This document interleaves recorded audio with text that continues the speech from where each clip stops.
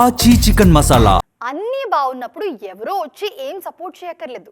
కాసింత అటు ఇటుగా ఉన్నప్పుడే ఆదరణ కోసం ఎదురు చూస్తుంటాం.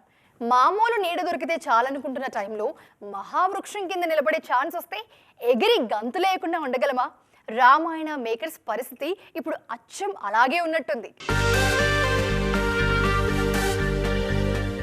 రాముడి పాత్రను పరిచయం చేస్తూ గ్లిమ్స్ రిలీజ్ చేశారు రామాయణ మేకర్స్. రాముడిగా రణబీర్ సాఫ్ట్ గా కనిపించడం లేదని, టఫ్ గా ఉన్నారని, ఆ గ్రాఫిక్స్ పేలవంగా ఉన్నాయని, అవేం విజువల్స్ అని, ఎక్కడా ఎగ్జైటింగ్ గా లేదని రకరకాల కామెంట్స్ ఇంటర్నెట్ లో హల్చల్ చేశాయి.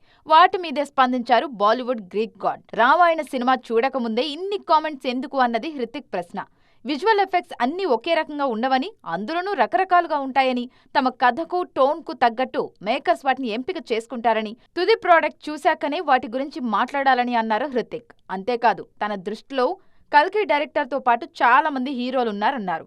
కల్కి డైరెక్టర్, బాహుబలి డైరెక్టర్ కోయి మిల్గయా, క్రిష్ చిత్రాల దర్శకులు తన దృష్టిలో హీరోలంటారు హృతిక్.